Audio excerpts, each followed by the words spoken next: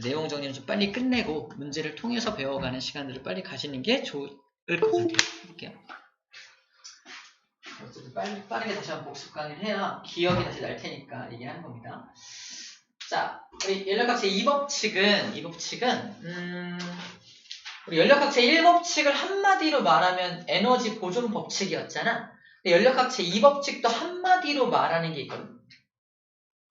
좀 어려워. 엔트로피 법칙이라고 불러요. 엔트로피 법칙.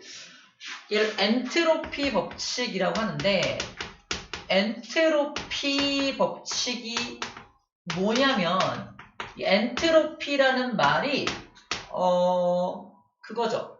뭐지 그게? 뭐지? 무질서도 맞아. 무질서도. 질서가 없는 무질서도의 법칙이라고 말해요. 무질서도. 무질서도가 뭐냐면 질서가 없다는 뜻이잖아. 그래서 우리가 연력학 제2법칙을 제대로 이해하려면 뭐가 질서가 있는 거고 뭐가 질서가 없는 건지를 잘 구분할 수 있어야 돼. 그 눈을 길러야 한다는 얘기야. 더 정확하게 말하면 연력학 제2법칙이 뭐냐면 엔트로피는 항상 증가한다라는 법칙입니다. 무질서도는 항상 증가한다라는 법칙이에요.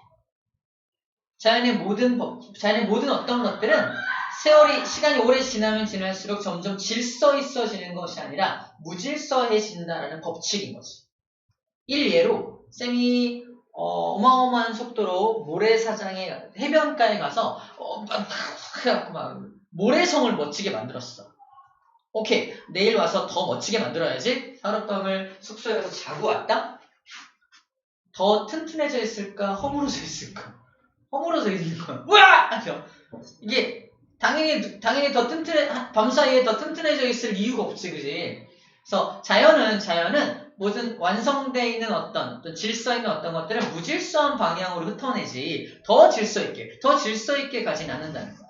그게 자연의 방향이라는 거지. 좀 다른 얘기긴 한데 자연이 그런 엔트로피의 법칙이라는 법칙을 가지고 있다면 진화론은 잘못된 거야 라고 딴지를 거는 사람들도 있어요. 진화가 뭐야? 무질서했던 자연에서 점점 생명체라는 질서 있는 것들이 생겨난 거잖아. 어떻게 보면. 그래서 진화와 창조론이 서로 대립할 때 항상 나오는 논쟁거리가 바로 연력학 제2법칙입니다. 나중에 또 이제 대학을 가거나 할 때 그때 이제 그런 논쟁에 대한 것들을 배울 텐데 우리는 고등과정까지는 진화론을 바탕으로 쓰여져 있는 교과서를 배우기 때문에 창조론에 대한 것들은 언급을 안 하거든요. 근데 대학에 가면 좀 얘기가 달라져. 대학 가면은 창조에서 말하는 과학적 원리를 또 막 배웁니다. 약간 생명과학이나 이쪽 계통으로 갈 경우에 그래요. 그럴 경우에 되게 센세이션? 그래? 창조는 그냥 신화인 줄 알았는데 과학과 연결돼서 매우 과학적인 창조에 대한 것도 배우게 돼요.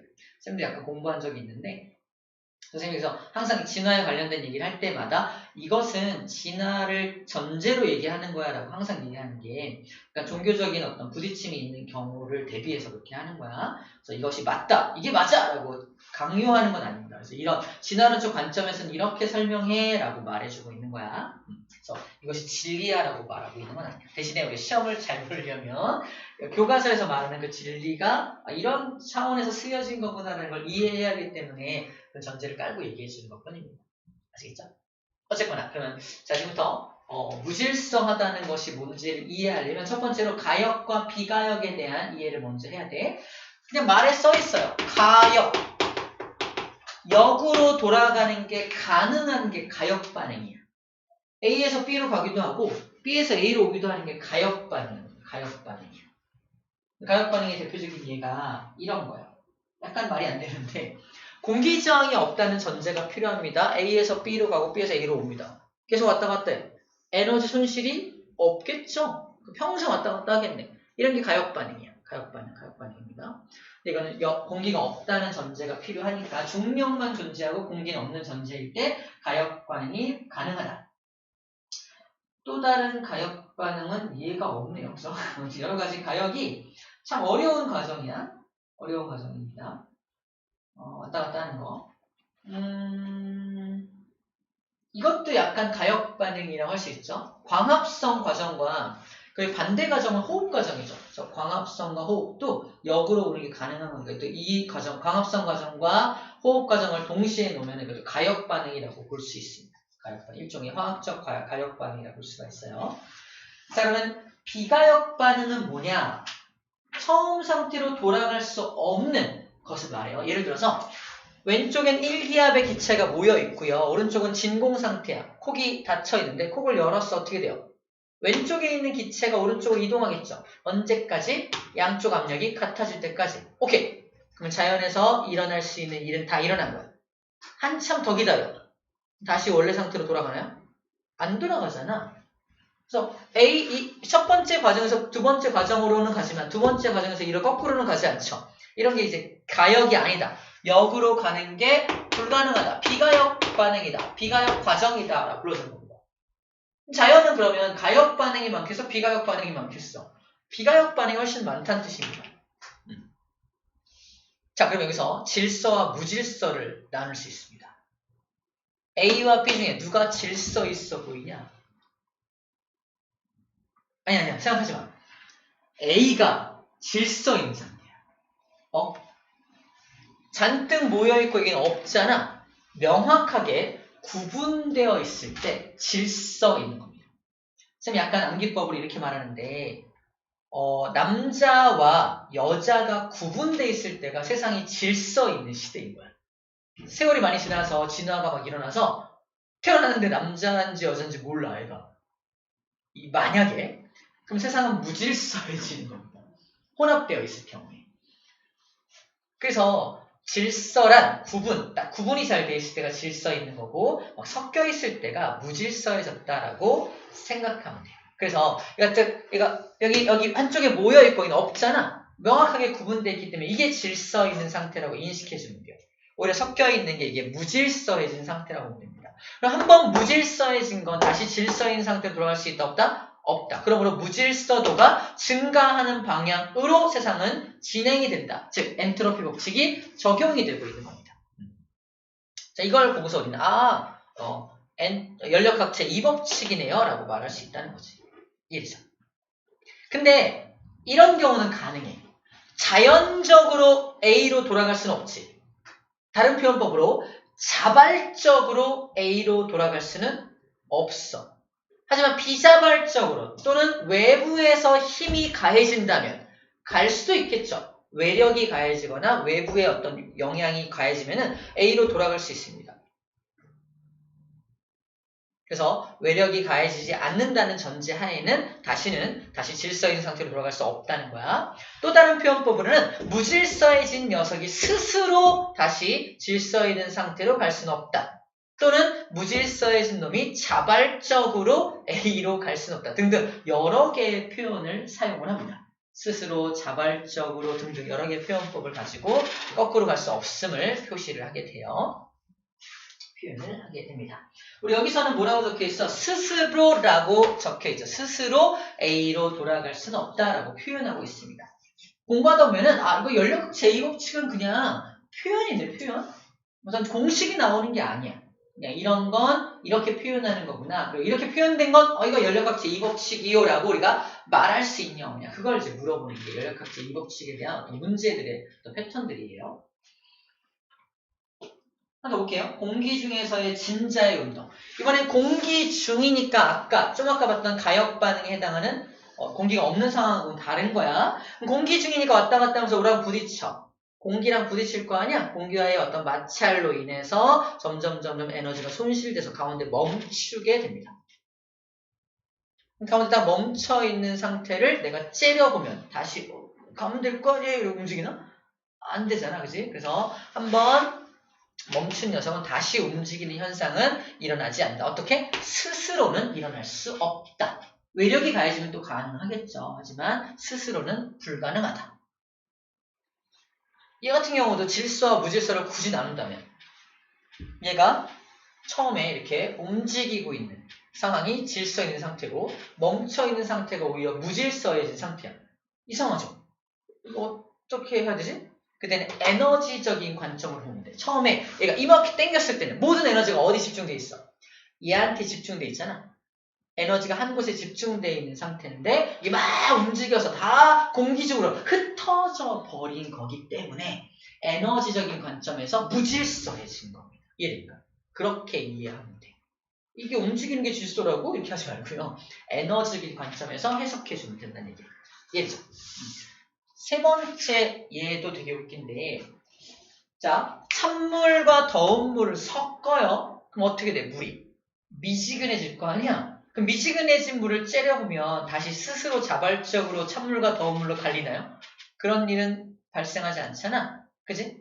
그래서 이렇게 섞여버린 녀석이 무질서해진 상태고 나눠져 있는 상태가 아까 말했죠? 구분되어 있을 때가 질서 있는 상태다라고 말했지. 현재가 질서 있는 상태고 미지근해진 물이 오히려 무질서해진 상태가 되는 겁니다.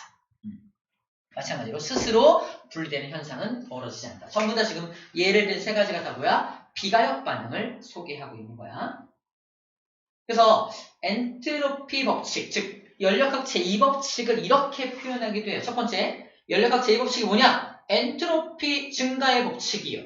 두 번째, 모든 자연현상이 비가역적인 방향성을 가지는 거요. 라고 표현하기도 해요. 말이 어렵죠? 비가역적인 방향성을 가지고 한쪽 방향으로만 가는 거요라고 표현하기도 한다는 거지. 좀 이따 한꺼번에 정리된 걸 보게 될 겁니다. 그게 여기서 나온 말들이다 라고 생각하면 돼요. 자, 밑에 같은 예입니다. 실이 움직이다가 공기 중으로 에너지가 분산되는 것을 이야기하고 있는 거고요. 그래서 여기 연력 제2법칙에 우리가 밑줄 그어야 될 게 이거예요. 연력학 제2법칙이 뭐냐 그러면 비가역적인 방향성이 있는 거요 라고 표현하고 있는 거야. 비가역적으로 한쪽 방향으로만 가고 있는 것을 연력학 제2법칙이라고 해요. 말이 좀 어렵겠어요. 자연현상에서 일어나는 변화의 비가역적인 방향성을 제시하는 법칙. 말이 어려운데 가역적인 것이 아니라 비가역적으로 한쪽 방향으로만 가는 거요 라고 이해해주면 됩니다. 자, 그래서 연력학 제2법칙이 뭔지 감을 잡고 있는 중이야. 또 다른 예들을 보면 또 감을 잡을 수 있는데 자, 이런 예를 좀 볼게요. 이번엔 고온의 물체와 저온의 물체를 접촉시킵니다. 어떤 일이 벌어지죠? 열의 특성상 고온에서 저온으로 열이 이동합니다. 언제까지? 같아질 때까지. 같아진 상태를 뭐라고 해? 열 평형 상태라고 불러주죠. 열 평형 상태에 도달한 게 질서 있는 거야? 무질서한 거야? 이제는 알죠? 무질서 있는 상태고 고온과 저온으로 잘 구분되어 있을 때가 질서 있는 상태인 겁니다. 오케이? 그럼 무질서해져서 이렇게 열평형 상태에 이룬 걸 내가 째려보거나 협박을 하면 다시 원래 상태로 돌아가나요? 아니죠? 비가역적으로 돌아갈 수가 없다라고 불러줄 수 있겠네요. 됐죠? 그래서 열의 이동도 역시 고온에서 저온으로 간다. 그럼 저온에서 고온으로 열은 못 가나요? 못 가요. 절대 못 가요. 열의 특성상 저온에서 고온으로는 열이 갈 수가 없어. 한 발짝 물러서서 저온에서 고온으로 열이 못 가는 현상은 뭐라고 부르나요? 연력학 제2법칙 때문에 라고 합니다.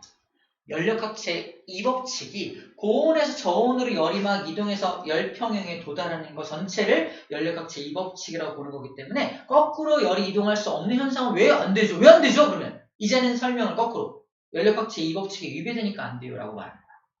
반대로 아까 1기압 진공이 커져서 0.5, 0.5 됐잖아. 이게 왜 다시 처음으로 못 돌아가죠? 이제는 뭐라고 말한다? 한 번에 연력학 제2법칙에 위배되니까라고 말하는 거야. 이제 우리가 말할 수 있는 게 되게 편안한 말이 생겨난 거야. 생겨난 거야. 연력학 제2법칙이 위배돼서 안 돼요. 그래서 이 사람들 연력학 제2법칙이 뭐지 하면서 이렇게 한 발 물어나겠어? 안 돼요. 끝. 이렇게 하면 돼요. 무책임하게. 안 돼요. 안 돼요. 말하면 돼요. 자, 그 다음에 또 예를 들어 볼게요. 어떤 얘기가 있냐면, 여기 잉크입니다. 잉크는, 자, 이게 물에다가 잉크를 땅 떨어뜨리면, 이렇게 머물러 있나요? 아니면, 퍼져나가죠? 다 퍼져나가서 다 흩어지잖아? 이게 무질서 있는 상태야. 얘는 어떤 상태야? 잉크와 물이 아직은 좀 구분되어 있는 상태니까, 이게 질서 있는 상태고, 이게 무질서 있는 상태라고 인식해주면 됩니다. 얘를 째려본다고 해서 다시 이렇게 돌아가지는 않죠. 그래서 스스로 자발적으로 원래 질서 있는 상태로 돌아가지는 않습니다. 이렇게 이해해주면 됩니다. 얘 일로 왜 못 가? 그럼 이제 뭐라고 말해? 연력학 제2법칙에 위배되니까 라고 멋있게 말해주면 됩니다. 알겠죠? 그렇게 말해주는 거예요. 자, 이제 이게 마지막으로 가장 어려워하는 내용인데 이겁니다. 이게 뭐냐면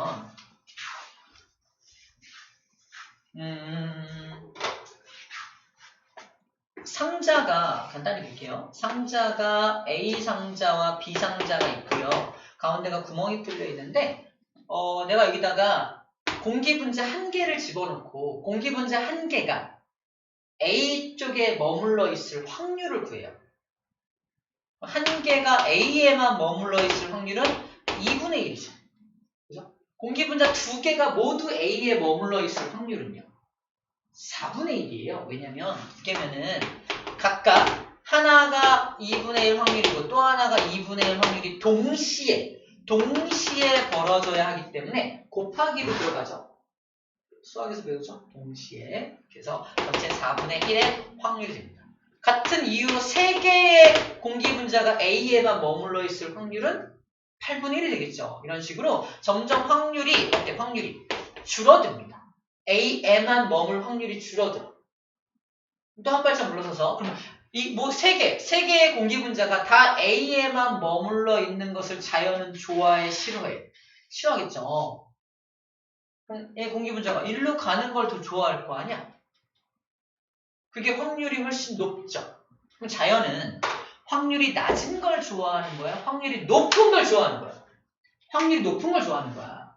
그래서 자연은 확률이 높아지는 방향을 선호한다. 이것도 연력학 제2법칙의 또 다른 표현이라는 겁니다. 무질서한 방향으로 간다. 비자발적인 방향성을 가진다. 또 다른 표현법으로 자연은 항상 확률이 높은 방향으로 변하는 걸 좋아한다. 이런 식으로 표현한다는 거지. 그것도 연력학 제2법칙의 또 다른 표현 방법이라는 겁니다. 아시겠죠? 약간 말장난 같죠? 말장난 같은 게 연력학 제2법칙의 약간 특징이에요. 자, 정리한 게 이겁니다. 이것도 마무리합시다. 그래서 내가 N개의 어떤 분자를, 공기 분자를 집어넣어서 이게 A에만 머무를 확률이 얼마냐고 구하라고 해요. 어떻게 구합니까? 한 개일 때는 어떻게 해요? 2분의 1의 1제곱인가? 맞나요? 2분의 1의 2제곱.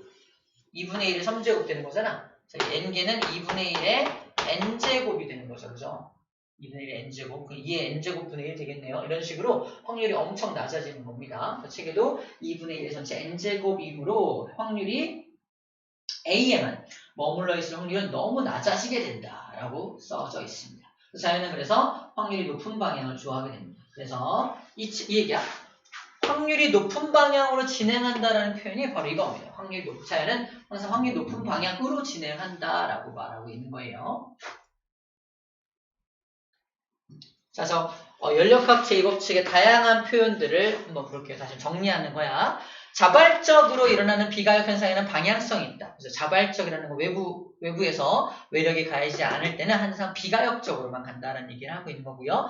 열이 항상 고온에서 저온으로 가는 것도 연력학 제2법칙의 하나의 표현이라는 거예요. 저온에서 고온으로 갈 수 없습니다. 왜? 연력학 제2법칙에 위배되기 때문에. 그지?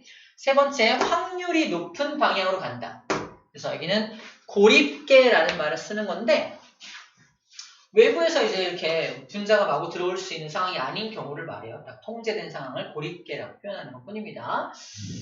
자, 마찬가지로 엔트로피가 증가하는 방향으로 간다. 그러니까 무질서도가 증가하는 방향으로 간다라는 거고 그 다음에 5번은 2번하고 연결되어 있는 내용인데 열 효율이 100%인 열기관은 만들 수가 없다. 저게 뭐냐면 2번하고 연결되어 있다는 게 이런 말이야.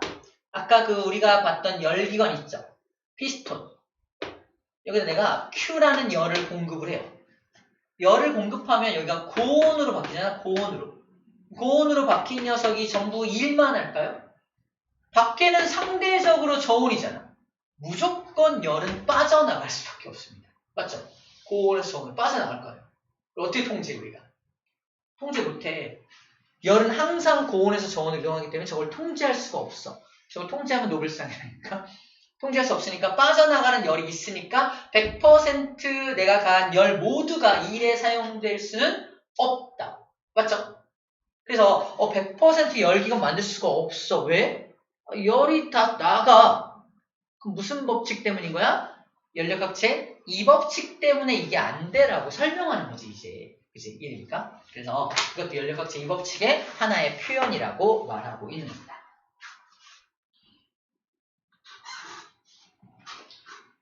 자, 이것도 그냥 표현인데, 봐봐. 물체가 빗면에서 미끄러져 내려와서 수평면에 멈췄대요. 내려오는 동안 역학적 에너지 감소하고 열에너지 발생하고 또 열에너지 발생해서 멈췄어. 얘가 갖고 있던 에너지가, 여기는 에너지가 사라졌죠? 다 어디 갔지?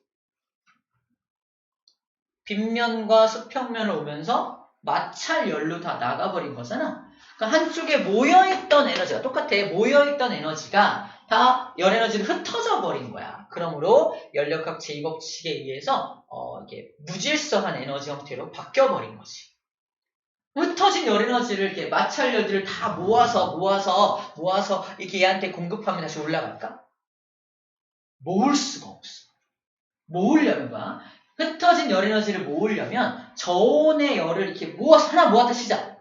여기가 일단 고온이 되겠지. 이 에너지를 이 고온으로 또 모아야 돼. 어떻게 해야 돼? 저온의 열 에너지의 이 녀석을 고온 쪽으로 이동시켜야 모을 수 있는 거잖아. 그래서 모으는 게 안 되는 거야. 열 에너지 왜 못 모읍니까? 그러면 이것도 연력학 제2법칙에 위배되기 때문에 못 모아요라고 말하는 겁니다. 이래죠. 이렇게 표현하는 겁니다. 스스로 자발적으로 얘가 다시 거꾸로 올라갈 수는 없다. 왜? 이미 엔트로피해졌기 때문에, 무질서해진 에너지로 변화되었기 때문인 거예요. 자, 넘겨볼까요? 열기관과 열효율입니다. 1번, 2번 끝났고요. 좋아요. 시간도 괜찮네요. 내가 열을 공급할 건데, 이제 열을 Q1이라고 표현을 하고 있어요. Q1, 첫 번째 열 Q1. Q1의 열을 공급하면 이것들이 일을 하겠죠. 일만 하는 게 아니라 빠져나가는 열이기 때문에 그 빠져나가는 열을 Q2라고 표현하는 겁니다. Q2는 무조건 발생할 수밖에 없죠. 왜? 연력학 제2법칙 때문에. Q2를 통제할 수 있다면 노벨상이라고 그랬죠. 내가 가한 열을 모두 일에 사용할 수 있으니까. 하지만 그걸 만들 수가 없죠. 100% 열 효율을 가진 열기관을 만들 수가 없다라고 했습니다. 이때 열 효율을 구할 때 내가 가한 열이 Q1인데 그 중에서 일한 양만큼이 열 효율이야. 잘 봐. 예를 들어서 내가 100줄의 열 에너지를 공급했는데 일한 양이 80줄만큼 일을 했어. 열 효율이 얼마니? 0.8입니다. 착각하면 안 돼. 80%요 그러면 안 돼요. 열 효율은 저게 공식이야. 그냥 이 열 효율 공식이잖아요. 열 효율이야 이게. 열 효율이니까 80%요 그럼 틀리는 거야.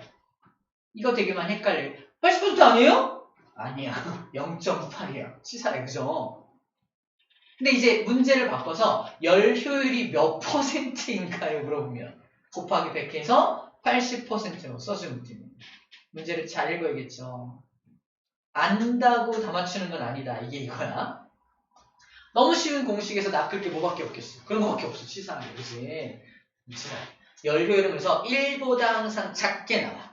자, 열 효율은 항상 뭐하다? 1보다 작게 나온다. 그럼 열 효율이 1인 열기관은 만들 수 있다 없다. 그래서 열 효율 1짜리를 만들 수 없다고 써져 있는 거야.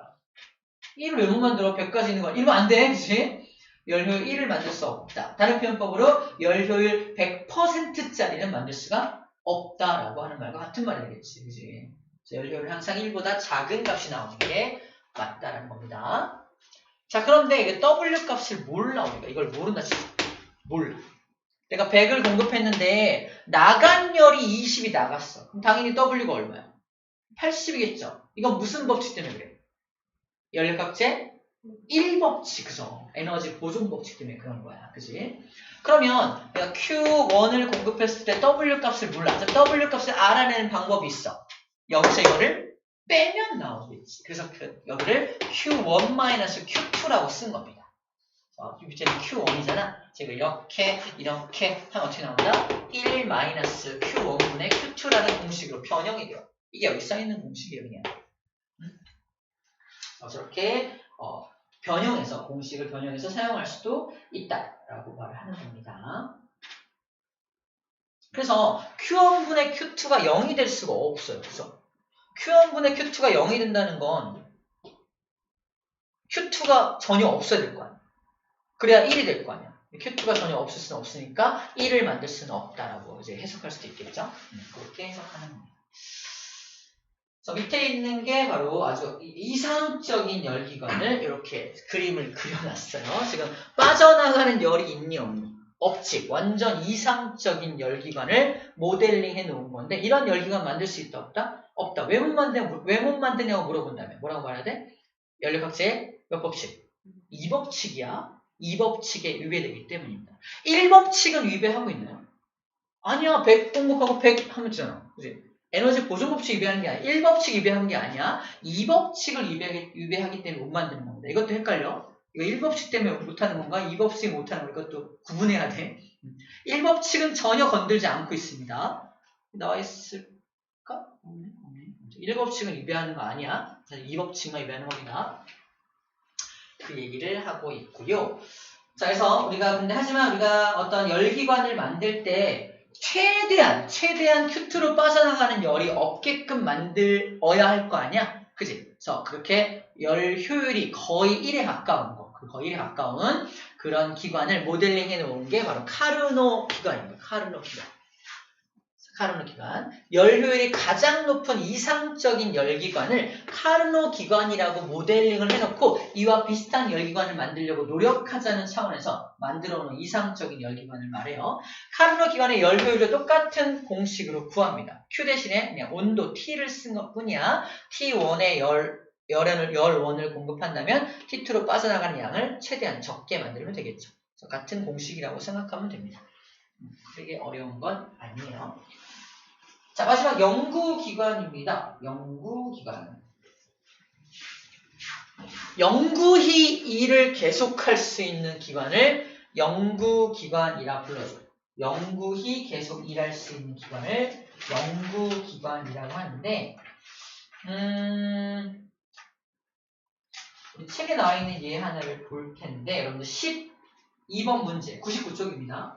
99쪽에 12번 문제를 좀 봐봐. 거기 연구기관 하나를 소개하고 있어요. 어떤 원리냐면은 수조에서 물이 떨어져. 이 떨어지는 물을 이용해서 이 터빈을 돌리면 뭘 만들 수 있어? 전기를 만들 수 있죠? 전기 에너지를 만들어. 이 만든 전기 에너지를 가지고 펌프를 돌려서 다시 물을 끌어올려. 그지? 그럼 물이 다시 떨어지면 또 터빈 돌릴 거 아니야. 또 전기 만들겠지. 그럼 또 펌프 돌려서 또 물 끌어올려. 계속 와 돌아갈 거 아니야. 평생 돌아가겠네. 가능할까요? 왜 안 되죠? 여기 지금 수력 발전기가 돌아가는지 안 돌아가는지 확인하기 위해서 전구를 켜놨죠. 물론 이 전구가 없더라도 불가능하죠. 왜냐면 에너지 손실이 좀 있을 테니까. 빠져나가는 열이, 저열원으로 빠져나가는 열이 있을 테니까. 하지만 더 확실하게 하기 위해서 전구에 불이 들어오고 있어요. 지금 발전기가 돌아가고 있다는 어떤 의미로. 전구에 사용되는 에너지만큼은 또 빠져나갈 거 아니야. 예를 들어볼게. 물이 이렇게 흐르면서 만든 전기 에너지가 처음에 100의 전기 에너지를 만들었다 칩시다. 근데 전구가 쓰는 양이 10이야. 나머지 90만 가지고 펌프를 돌려야 될 거 아니야? 90에 해당하는 해당하는 물을 끌어올릴 거 아니야? 그지? 90에 해당하는 에너지에 해당하는 이 물이 만드는 전기도 얼마야? 90밖에 못 만들어. 그지? 그거 가지고 또 전구 켜야 되니까 또 10 쓰면 펌프는 80 갖다 돌릴 거 아니야? 점점 줄줄줄줄 줄어드니까 나중에 멈추겠네요. 그지? 이거 만들 수 있어 없어? 못 만듭니다. 왜 못 만드냐고 물어봅니다. 왜 못 만들죠? 응? 지금 저열원으로 빠져나가는 건 생각도 안 했어. 그치? 그냥 전구를 켰기 때문에 얘가 만들 수 있는 에너지가 줄어든 거잖아. 그냥 에너지 보존 법칙이 위배되는 거야. 이해돼요? 그러므로 이 연구기관 왜 못 만드니 물어본다면 연력학체 1법칙에 위배되기 때문입니다. 라고 말해줘야 됩니다. 만약에 전구가 없다면 연력학체 2법칙일 수도 있어요. 그죠? 하지만 전구를 켜놨기 때문에 연력학체 1법칙에 위배가 된다라고 해야 됩니다. 무한히 전기 에너지를 생산한다라고 어필하고 있는데 불가능하다라는 거예요. 그래서 이렇게 야 너는 안 돼! 왜 안 돼? 1법칙에 위배되잖아. 그래서 얘한테 이름을 붙인 게 너 연구기관이라고 말하고 있지만 안 돼. 왜? 1법칙에 위배되니까. 그럼 너는 무슨 연구기관이야? 제 1종 연구기관이라고 정의하는 거야. 연구기관이 1종이 있고 2종이 있는데 1종은 뭐다? 1법칙 때문에 안 되는 연구기관. 이게 1종인 거야. 2종 연구기관은 2법칙 때문에 안 되는 게 2종 연구기관. 이 2종 연구기관은 얘를 찾기가 좀 힘들어서 쌤이 과거 완자에서 이걸 저번에 수업할 때 이걸 했는데 과거 완자에서 좀 끌어와야 돼요. 이 좋은 그림을 왜 뺐나 모르겠어. 나는 이해가 안 돼. 새로 바뀐 책에서 이 그림을 뺐어요. 같은 페이지 있겠죠?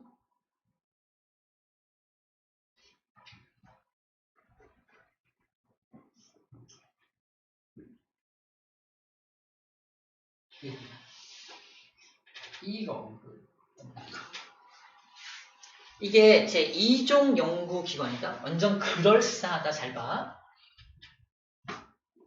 배인데 어떻게 돌아가는 배냐면 바닷물을 끌어들여요. 바닷물이 온도가 있을 거 아니야? 그 열을 다 뽑아서 모아. 이미 오류를 발견했죠. 뽑아서 모아가지고 고열원으로 만들어서 이걸 가지고 이 프로펠러를 막 돌려요. 기관으로 막 돌려. 뒤로 얼음 나가는 거 보여요? 그럴싸하죠. 이거 얼려가지고 열 뺀 거 가지고 이거 돌릴 수 있겠네. 그리고 이 배는 이걸 돌리니까 또 앞으로 나아가지. 새로운 바닷물을 또 끌어들여서 또 같은 방법으로 또 돌려. 전 세계를 한 바퀴 돌 동안 얘는 특별한 에너지가 필요 있어? 없어? 없어. 영원히 움직일 수 있어. 혹시 가능할까요? 불가능하다는 겁니다. 자, 아까 오류 발견했죠? 저열원을 모아서 프로펠러를 돌려야 되니까 저온의 열을 고온으로 모아야만 합니다. 이게 불가능한 거지.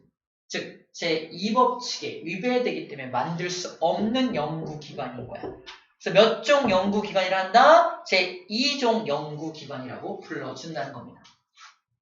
여러분들이 이제 말도 안 되는 연구기관을 만날 수도 있어. 시험 문제에서. 그때 분석해야 돼. 이거는 1법칙 때문인 거야? 2법칙 때문인 거야? 이거 판단만 할 수 있으면 1종인지 2종인지를 판단할 수 있습니다.